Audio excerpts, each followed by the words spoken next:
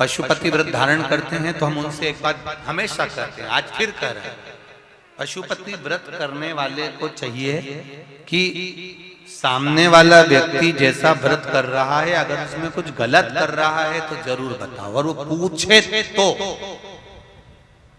नहीं तो अपने को ये भी नहीं बोलना कि साहब तुमने पूजन गलत कर ली है। वो अपने दिल से कर रहा है, आप अपने हृदय से। ये जरूर है पशुपति व्रत का जो नियम है वो जरूर बता दो कि साहब 5 व्रत होते हैं और 5वें व्रत में ही पूर्ण करना पड़ता है।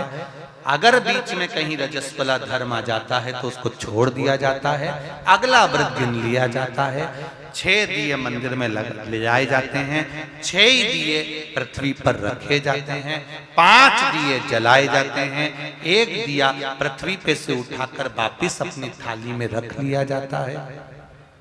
प्रसाद के 3 हिस्से जमीन पर रख दिए जाते हैं, दोने में कागज में प्रसाद जिसमें भी तुम लेकर गए हो, 2 हिस्सा मंदिर में छोड़ दिया जाता है, 1 हिस्सा लेकर आ जाते हैं।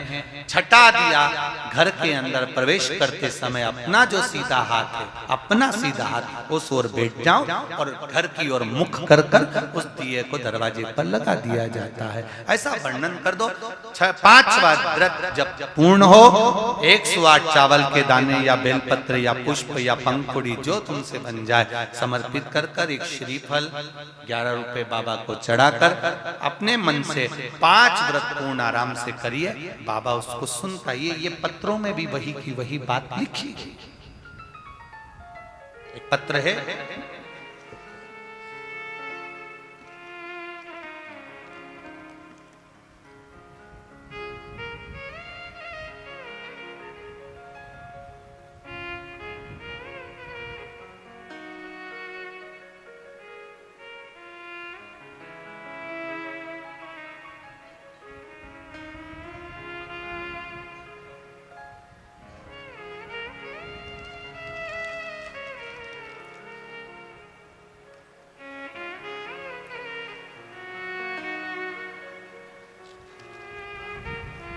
मैं रुक्मणी अशोक साहू, जिला जांजगीर चांपा, गांव जामड़ी की रहने वाली हूँ। कहीं बैठे हो तो हाथ हिलाइए।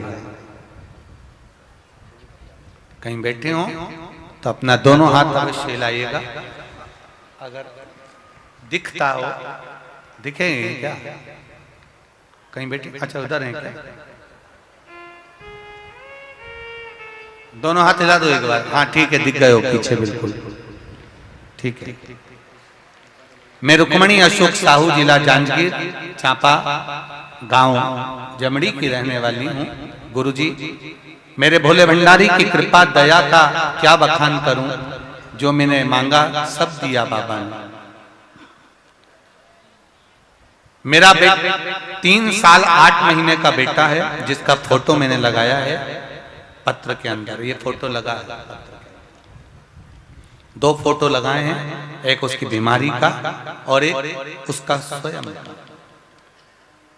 3 साल 8 महीने का बेटा है। अभी उसके शरीर में बहुत ज्यादा पित्त की बीमारी हो गई थी। सारे डॉक्टरों का, पूरे छत्तीसगढ़ का भी और मध्य प्रदेश में जाकर वहां भी और गुजरात में भी इलाज करवाया, पर आराम नहीं लगा।